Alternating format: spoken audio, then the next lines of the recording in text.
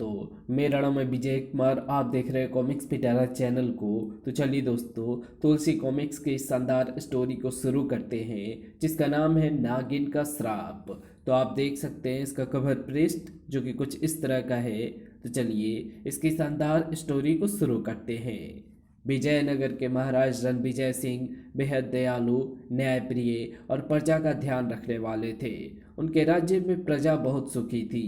एक दिन दरबार में द्वारपाल ने आकर सूचना दी, महाराज की जय हो। कहो द्वारपाल, क्या समाचार लाए हो? महाराज, प्रजा के कुछ लोग फरियाद लेकर आए हैं, आपसे भेंट करना चाहते हैं। उन्हें आदर सहित तुरंत दरबार में लाया जाए। जो आज्ञा महाराज। महाराज की जय हो, महाराज की जय हो। हे प्रजाजनों, आपको क्या कष्ट है? महाराज, राज्य में हमें किसी प्रकार का कोई कष्ट नहीं है, लेकिन कुछ दिनों से एक आदमखोर बाघ बस्ती के कई लोगों की जानें ले चुका है। उस आदमखोर बाघ से हमारी रक्षा कीजिए महाराज। आप निर्भय होकर अपनी बस्ती में जाइए। कल सूरज छिपने से पहले उस आदमखोर बाघ का खात्मा कर दिया जाएगा। महाराज की जय हो। सेनापति, तुरंत एक सैनिक टुकड़ी उस आदमखोर बाघ के खात्मे के लिए भेजी जाए। हमें कल सूरज छिपने से पहले बाघ के मरने की खबर मिल जानी चाहिए। ठहरिए पिताश्री। सोनाक्षी, तुम? क्या बात है बेटी? क्षमा करिए पिताश्री, मुझे आपके एक अन्यायपूर्ण फैसले के खिलाफ बोलने की इजाज़त दी जाए। हमारा फैसला अन्यायपूर्ण? ये तुम क्या कह रही हो बेटी? एक बाघ को मारने के लिए पूरी सेना टुकड़ी को भेजा जाना, क्या ये अन्याय नहीं है? लेकिन बेटी, वो आदमखोर होने का मतलब ये नहीं कि उसके लिए एक पूरी सैनिक टुकड़ी भेजी जाए। तुम कहना क्या चाहती हो? पिताश्री, उस आदमखोर बाघ का वध मैं अकेले करने की आज्ञा चाहती हूँ। राजकुमारी, क्या आपको मेरी शस्त्र विद्या पर भरोसा नहीं है? नहीं, ये बात नहीं है, लेकिन सोनाक्षी, तुम हमारी इकलौती बेटी हो। तुम्हें अकेले भेजते हुए दिल घबराता है। मैं विजयनगर के महाराज का दिल इतना कमजोर नहीं समझती थी पिताश्री। सोनाक्षी, पिताश्री, अगर राजकीय कार्य में मैं आपको कोई सहयोग नहीं दे सकती, तो फिर मेरा महल से बाहर निकलना बंद हो जाना चाहिए।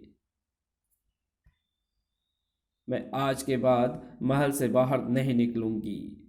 रोष में राजकुमारी सोनाक्षी अपने कक्ष की ओर बढ़ गई। तभी, ठहरो बेटी, हम तुम्हें उस आदमखोर शेर को मारने की आज्ञा देते हैं। ओह पिताश्री, आप कितने अच्छे हैं। राजकुमारी सोनाक्षी के जाने के बाद सेनापति कुछ चुने हुए सैनिकों को गुप्त रूप से जंगल में राजकुमारी की सुरक्षा के लिए भेजी जाए, लेकिन राजकुमारी को इसकी भनक भी नहीं लगनी चाहिए। जो आज्ञा महाराज। अगले दिन जंगल में राजकुमारी सोनाक्षी। सुबह से दोपहर हो गई, लेकिन उस शेर का कुछ अता पता नहीं लग रहा। एक जगह पहुंचकर राजकुमारी ठिठक गई।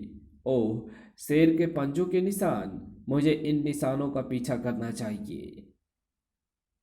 दहाड़, घुर्र। लगता है उस आदमखोर शेर ने मुझे देख लिया है। महाराज के गुप्त रूप से छिपे सैनिक शेर राजकुमारी की तरफ बढ़ रहा है। हमें सावधान हो जाना चाहिए, लेकिन हमें राजकुमारी की उस दशा में ही मदद करनी है जब उनकी जान खतरे में हो। ये महाराज का आदेश है। शेर राजकुमारी के ठीक सामने आ गया। सोनाक्षी ने तीर कमान पर चढ़ा लिया, लेकिन तभी शेर ने छलांग लगाकर राजकुमारी पर आक्रमण कर दिया। शेर के अचानक छलांग लगाने की वजह से सोनाक्षी का निशाना चूक गया। सर! और तभी एक चीख जंगल में गूंज गई। आह! ओह, ये तो किसी इंसान के चीखने की आवाज है। इस आदमखोर शेर से निपटकर देखती हूँ ये चीख किसकी थी। राजकुमारी उस आदमखोर शेर से भिड़ गई। कुछ ही देर में राजकुमारी ने शेर का वध कर दिया। अब मुझे उस चीख के विषय में जानना चाहिए। महाराज के छिपे हुए सैनिक गुप्त रूप से राजकुमारी की एक एक गतिविधि पर नजर रखे हुए थे। हमें भी राजकुमारी के पीछे पीछे चलना चाहिए। हाँ, कहीं राजकुमारी किसी और मुसीबत में ना फंस जाए। देखो, राजकुमारी उसी दिशा में जा रही है जहां चीखने की आवाज आई थी। राजकुमारी ने दूर से देखा, उसका तीर एक सुंदर युवक के माथे में धंसा हुआ था और उसके पास दुल्हन सी नजर आने वाली युवती विलाप कर रही थी। जिस समय सोनाक्षी उसके पास पहुंची तो युवती का दूसरा रूप ही उसके सामने था। जिसने तीर से मेरे पति की हत्या की है, सामने आ, मैं उसे श्राप दूंगी। ठहरो देवी, ऐसा अनर्थ मत करो। कौन हो तुम? मैं ही तुम्हारी अपराधीन हूँ देवी, लेकिन मुझसे अनजाने में ही ये अपराध हुआ है। तो तू ही है मेरे पति की हत्यारीन। हाँ, मगर मैंने तुम्हारे पति को निशाना नहीं बनाया था। मुझे क्षमा कर दो। तेरे क्षमा मांगने से मेरे पति का जीवन तो वापस नहीं मिल सकता, लेकिन आप इस बियावान जंगल में क्या कर रहे थे? ये जंगल ही हमारा घर है। मैं इच्छाधारी नागिन वासिका हूँ और ये मेरे पति इच्छाधारी नाग वासुकी थे। क्या? आप आज नाग पंचमी थी। पिछली नाग पंचमी को हमारी शादी हुई थी, इसलिए हम आज अपने विवाह की पहली सालगिरह मना रहे थे। मानव रूप में हम दोनों नाग नृत्य कर रहे थे। तुम्हारा तीर आकर मेरे पति के प्राण ले गया। हे इच्छाधारी नागिन, मुझे अनजाने में हुई अपनी इस भूल का बेहद अफसोस है। मुझे क्षमा कर दो। क्षमा? और तुझे? मैं अपने पति की हत्यारिन को कभी क्षमा नहीं कर सकती, कभी नहीं। और वैसे भी सारा संसार जानता है कि नागिन अपना इंतकाम अवश्य लेकर रहती है। मैं तुझे श्राप देती हूँ कि तू भी मेरी तरह पति सिर्फ 1 साल तक भोगेगी। मैं तुझे श्राप देती हूँ कि तू भी मेरी तरह पति सुख सिर्फ 1 साल तक भोगेगी। विवाह के ठीक 1 वर्ष बाद तेरा पति मर जाएगा। श्राप देने के बाद इच्छाधारी नागिन अपने वास्तविक रूप में आ गई और पति के मृत शरीर की परिक्रमा करने लगी। जिस समय राजकुमारी सोनाक्षी वापस लौट रही थी, उसका मन बहुत दुखी था। आज अनजाने में मुझसे कितना बड़ा अपराध हो गया। उधर गुप्त रूप से छिपे महाराज के सैनिकों ने भी इस घटना को देखा था। हमें राजकुमारी के साथ घटी इस दुखद घटना की सूचना महाराज को अवश्य देनी चाहिए। हाँ, लेकिन महाराज को बहुत दुख पहुंचेगा। हाँ, मगर हम इसमें कर ही क्या सकते हाँ, मगर हम इसमें कर ही क्या सकते हैं। सैनिकों ने महाराज रणविजय सिंह को इस घटना की सूचना दे दी थी। ओह, भाग्य ने हमारी बेटी के साथ कितना क्रूर मजाक किया है। महाराज, अगर इस घटना की खबर दशमेश नगर के महाराज जयचंद्र को लग गई तो वे अपने पुत्र राजकुमार प्रियवंश का विवाह हमारी राजकुमारी से। चुप हो जाइए महामंत्री जी, हमें और दुखी मत करिए। धीरे धीरे ये खबर पूरे राज्य में फैल गई। हमारी राजकुमारी जी के साथ कितना बड़ा अन्याय हो गया। काश मेरी उम्र लग जाए उनके पति को। हमारे सुख दुख का कितना अधिक ख्याल रखती थी बेचारी राजकुमारी जी। राजकुमारी सोनाक्षी ने अपने कक्ष से बाहर निकलना बंद कर दिया। शाम होते ही सारा महल उदासी के अंधेरों में डूब जाता था। कुछ दिन बीते थे कि एक दिन दरबार में दशमेश नगर के महाराज जयचंद्र का विशेष दूत एक संदेश लेकर आया। महाराज की जय हो। राजकुमार राजदूत, क्या संदेश लाए हो? गुस्ताखी माप महाराज, संदेश है कि हमारे महाराज ने राजकुमार प्रियवंश का राजकुमारी सोनाक्षी के साथ विवाह से इनकार कर दिया है। राजदूत, अगर दूत का वध राज मर्यादा विरुद्ध ना होता तो हम संदेश को सुनाने वाली तुम्हारी इस जुबान को खींचकर तुम्हारे शरीर के टुकड़े टुकड़े कर देते। क्षमा करें महाराज, दूत भी अपने स्वामी का संदेश सुनाने के लिए बाध्य होता है। तो जाओ दूत, अपने महाराज को हमारा भी ये संदेश सुना देना कि विजयनगर की राजकुमारी से मंगनी तोड़ने की सजा पूरे राज्य को चुकानी पड़ेगी। हम दशमेश नगर राज्य की ईंट से ईंट बजा देंगे। अब आज्ञा दीजिए महाराज। प्रधान सेनापति को तुरंत हाजिर किया जाए। कुछ ही क्षणों में प्रधान सेनापति हाजिर था। तुरंत सेना तैयार करके दशमेश नगर पर चढ़ाई कर दो। जयचंद के राज्य की ईंट से ईंट बजा दो। क्या आज्ञा है महाराज? ठहरिए पिताश्री। सोनाक्षी बेटी तुम? पिताश्री, आप मेरे दुर्भाग्य की सजा दशमेश नगर की भोली भाली जनता को क्यों देना चाहते हैं? बेटी, तुम नहीं जानती, राजा जयचंद ने हमारे साथ। मैं जानती हूँ कि उन्होंने क्या किया है। ये तुम क्या कह रही हो बेटी? अगर राजकुमार प्रियवंश आपका बेटा होता तो क्या आप उसका विवाह ऐसी लड़की से कर सकते थे जिसका भाग्य अपने पति को सिर्फ 1 साल जिंदा रहने की इजाज़त देता है? बेटी, अगर नहीं तो फिर महाराज जयचंद ने भी कोई अपराध नहीं किया है। उनके राज्य पर चढ़ाई की जाए। दशमेश नगर पर चढ़ाई का अपना आदेश वापस ले लीजिए पिताश्री। ठीक है बेटी, हम अपना आदेश वापस लेते हैं। पूरे राज्य में मुनादी करा दी, सुनो सुनो प्रजावासी, महाराज ने घोषणा की है, जो भी युवक राजकुमारी सोनाक्षी से विवाह करेगा उसे विजयनगर का आधा राज्य सौंप दिया जाएगा। सुनो सुनो प्रजावासी, 1 साल का जीवन लेकर कौन मूर्ख राजा बनना चाहेगा? राजकुमारी सोनाक्षी से शादी करने का मतलब है भरी जवानी में मौत। काश मैं जवान होता और सिर्फ 1 साल का राजा बनने के लिए राजकुमारी से विवाह कर लेता। राजकीय घोषणा के बाद भी कोई युवक राजकुमारी सोनाक्षी से विवाह के लिए आगे नहीं आया। महामंत्री, हमें लगता है कि हमारा अपनी बेटी की डोली में बिठाने का अरमान पूरा ना होगा।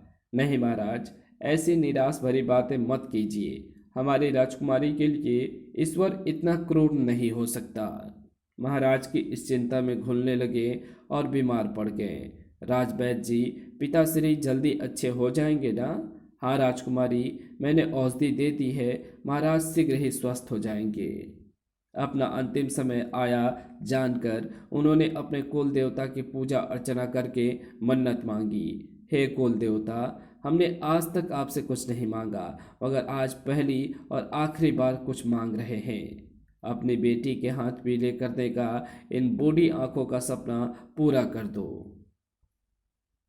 उसी रात एक साया कमद के सहारे राजकुमारी के कक्ष की खिड़की की तरफ चढ़ रहा था। खिड़की के रास्ते कक्ष में प्रवेश कर गया।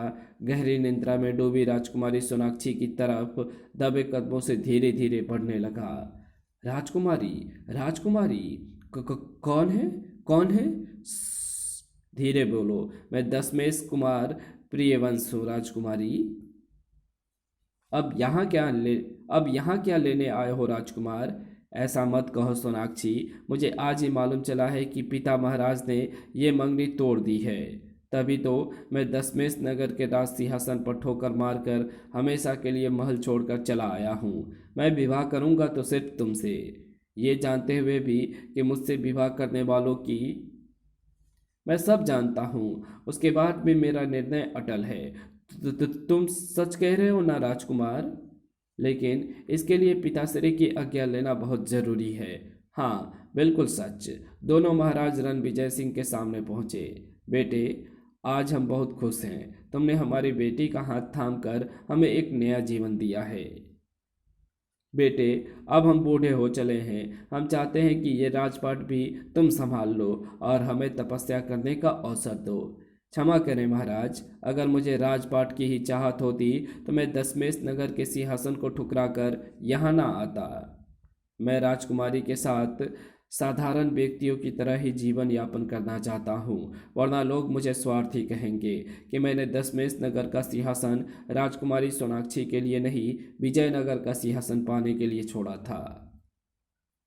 बहुत आग्रह के बाद भी जब प्रियवंश नहीं माना तो राजकुमारी प्रियवंश राजकुमार प्रियवंश, हम तुम्हारे विचारों से बहुत प्रभावित हुए। हम विवाह के पश्चात तुम्हें सोनाक्षी के साथ मनचाही जिंदगी व्यतीत करने की सहर्ष आज्ञा देते हैं और साथ ही अपनी बेटी सोनाक्षी को शिक्षा देते हैं कि वह अपने पति के साथ हर दुख सुख में कंधा मिलाकर चले। मैं धन्य हो गई जो मुझे प्रियवंश जैसा निस्वार्थ प्यार करने वाला स्वाभिमानी पति मिला। खूब धूमधाम से प्रियवंश और सोनाक्षी का विवाह हो गया। ओम गणपति गणानन स्वाहा। विवाह के पश्चात दोनों राजसी वस्त्र त्याग कर साधारण व्यक्तियों वाली वेशभूषा में आ गए। अच्छा पिताश्री, अब मुझे अपने पति के साथ जाने की आज्ञा दीजिए। महाराज रणविजय सिंह ने आंसू भरी आंखों से उन्हें विदा किया। सौभाग्यवती रहो बेटी, आयुष्मान हो वत्स। राजकुमारी प्रियवंश सोनाक्षी को लेकर एक बस्ती के छोटे से मकान में आ गया। सोनाक्षी, अब ये है हमारा महल। ये तो हमारे महलों से भी सुंदर है। प्रियवंश दिन भर लकड़ियाँ काटता, ठक ठक, और शाम को बाजार में बेच आता। ये लो भाई अपनी लकड़ियों के दाम। सोनाक्षी दिन भर घर में कामों में लगी रहती थी। प्रिय, मैं तो सोच भी नहीं सकता कि महलों में रहने वाली एक राजकुमारी इतना अच्छा भोजन भी बना सकती है। एक चपाती और लीजिए ना। और इसी तरह हंसी खुशी दिन गुजरते गए। तुम्हें जीवन संगिनी के रूप में पाकर मैं धन्य हो गया सोनाक्षी, और आपको पाकर मैं भी। काश हमारा ये साथ और लंबा होता तो कितना अच्छा होता। ये याद करते ही 1 वर्ष का समय पूरा होने वाला है। सोनाक्षी के दिल को इतनी ठेस लगी कि वह पूरी रात सो ना सकी। मैं ऐसा कदापि नहीं होने दूंगी। जिसने मेरे लिए अपना घर परिवार महलों के रास्ते सुख छोड़कर मौत को गले लगा लिया हो, मैं उसका जीवन खत्म नहीं होने दूंगी। अगर अपने पति भक्ति में नागिन ने मुझे श्राप दिया है तो मैं भी अपनी पति भक्ति से उसे झूठा कर दूंगी। सुबह होने पर नाथ, आप मुझे एक वचन दीजिए कि मैं आपसे जिस बात की आज्ञा मांगूंगी आप इनकार नहीं करेंगे। किस बात की आज्ञा? पहले वचन दीजिए। अच्छा चलो, दिया। मैं कुछ दिन आपसे दूर रहकर भगवान की तपस्या करना चाहती हूँ। सोनाक्षी, ये तुम देखिए, आपने मुझे वचन दिया है, अब आप इनकार नहीं करेंगे। सोनाक्षी, अगर हमने वचन नहीं दिया होता तो हम सचमुच इनकार कर देते, मगर अपने वचनों की डोर में बंधे होने के कारण हम अनिच्छापूर्वक तुम्हें इजाज़त देने के लिए मजबूर हैं। सोनाक्षी वन में जाकर एक पैर पर खड़े होकर भगवान शंकर की तपस्या में लीन हो गई। ओम नमः शिवाय, ओम नमः शिवाय। प्राकृतिक विपदाएं, आंधी तूफान, वर्षा और भीषण गर्मी भी सोनाक्षी को उसकी तपस्या से ना डिगा सकी। सोनाक्षी की भक्ति और तपस्या से कैलाश पर भोले बाबा का आसन हिल गया। हैं, ये क्या? एक भोली भाली साधारण नारी द्वारा इतनी कठोर तपस्या? प्रभु, उसकी इच्छा पूरी कर दीजिए। हे देवी, हमें अपने इस पुजारिन की इच्छा पूरी करने के लिए अपने दूसरे पुजारिन के श्राप का अपमान करना होगा, और अपने किसी भक्त का अपमान हम नहीं कर सकते। तो प्रभु, आप ही कोई रास्ता निकालिए कि इच्छा पूरी हो जाए और आपके दूसरे पुजारिन के श्राप का अपमान भी ना हो। इसके लिए हमें इच्छाधारी नागिन से प्रार्थना करनी होगी। माँ पार्वती के आश्चर्य की सीमा ना रही। आप इच्छाधारी नागिन से प्रार्थना करेंगे प्रभु? हमसे काम पड़ने पर जिस तरह हमारा भक्त हमसे प्रार्थना करता है, उसी तरह भक्त से काम पड़ने पर हम भी उससे प्रार्थना प्रार्थना ही करते हैं देवी। आओ देवी, अब देर मत करो, आप सचमुच महान है भोले भंडारी। भगवान शंकर पार्वती के साथ इच्छाधारी नागिन के सामने प्रकट हो गए। भगवान, आप साथ में माँ पार्वती भी। आपके दर्शनों से मेरा जीवन सफल हो गया। हम तुमसे एक प्रार्थना करने आए हैं वसिका। ये आप कैसी बातें कर रहे हैं स्वामी? अपनी इस पुजारिन को आदेश दीजिए। तुम राजकुमारी सोनाक्षी को क्षमादान देकर अपना श्राप वापस ले लो।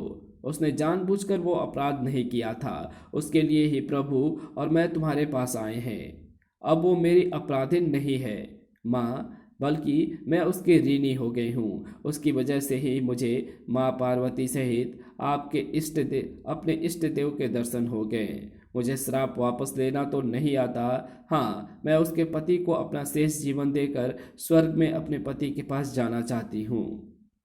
मैं तो सिर्फ आज तक अपने श्राप को फलीभूत होते देखने के लिए ही जिंदा थी, क्योंकि आज सोनाक्षी के विवाह को 1 वर्ष पूरा होना था। इसलिए प्रभु, मुझे अपने पति के पास स्वर्ग जाने का वरदान दे दीजिए। तथास्तु। हम तुम्हारी पति भक्ति से बहुत प्रसन्न हैं। हम तुम्हें अपने पति के पास स्वर्ग जाने का वरदान देते हैं। इधर प्रियवंश, अचानक मेरा सिर क्यों चकरा रहा है? दिल की धड़कनें रुकनी सी लगी है। अगले ही क्षण प्रियवंश जमीन पर गिरकर ढेर हो गया। इच्छाधारी नागिन के शरीर से एक ज्योति निकलकर भगवान शंकर के मस्तक में जाकर विलीन हो गई। सोनाक्षी तपस्या में लीन थी। आंखें खोलो देवी, तुम्हारी तपस्या सफल हो गई है। महादेव आप, तुम्हारे पति को जीवन मिल गया है, और ये हमने नहीं, उसी नागिन ने अपना जीवन दिया है जिसने तुम्हें श्राप दिया था। सदैव उसकी आभारी रहना। इतना कहकर महादेव अंतर्धान हो गए। प्रभु, आपकी लीला भी कोई नहीं जान सकता। आपके अपने भक्तों की इच्छा पूरी करने के लिए आपको तरह तरह की लीलाएं करनी पड़ती है, जिनको जिनको भक्त नहीं समझ सकते। जिस समय सोनाक्षी घर प्रियवंश के पास पहुंची। सोनाक्षी, सोनाक्षी, तुम आ गए सोनाक्षी। हाँ नाथ, मेरी तपस्या सफल हो गई। प्रिय, ना जाने आज मुझे जंगल में क्या हो गया था। सिर चकराने के बाद मेरी धड़कनें भी रुक गई थी। फिर इतनी गहरी नींद आई, मुझे लगा जैसे मैं किसी दूसरे लोक में पहुंच गया हूँ। सोनाक्षी ने प्रियवंश को सारी बात बता दी। चलो नाथ, अब चलकर पिताश्री को ये खुशखबरी देते हैं, वे बहुत चिंता कर रहे होंगे। चलो। विजयनगर पहुंचने पर महाराज रणविजय सिंह ये जानकर फूले नहीं समाये। बेटे प्रियवंश, अब इस बूढ़े की एक प्रार्थना अवश्य स्वीकार कर लो। अब मैं बूढ़ा हो चला हूँ, इस राज्य को तुम संभाल लो। लेकिन अपने जीवन की इस अंतिम अव्यवस्था में हमें भी ईश्वर की तपस्या करने का अवसर दे दो बेटा। अब पिताश्री का कहना मान लीजिए ना। अब प्रियवंश को एक नहीं, 2 राज्य संभालने होंगे महाराज रणविजय सिंह। दशमेश नगर महाराज जयचंद जी। पिताश्री। प्रियवंश के पिता महाराज जयचंद सीधे सोनाक्षी के पास पहुंचे। बहू सोनाक्षी, हमें क्षमा कर दो। तुमने साबित कर दिया कि पतिव्रता स्त्री भाग्य के फैसले भी बदल सकती है। यह हमारे कुल के लिए गौरव की बात है कि तुम हमारी बहू हो। प्रियवंश को अपने अपने राज्य की बागडोर सौंपकर रणविजय सिंह और जयचंद दोनों साथ साथ तपस्या करने वन में चले गए। प्रियवंश और सोनाक्षी सुखपूर्वक रहने लगे। लेकिन सोनाक्षी हर नाग पंचमी को उस महान इच्छाधारी नागिन की पूजा करना नहीं भूलती थी। और इसी के साथ ये कहानी यहीं समाप्त होती है। तो आपको हमारी ये वीडियो कैसी लगी? अगर आपको ये वीडियो पसंद आई हो तो इस वीडियो को लाइक शेयर कमेंट ज़रूर कर देना। चैनल पे नए हो तो चैनल को सब्सक्राइब कर ऑल नोटिफिकेशन को सिलेक्ट ज़रूर कर देना।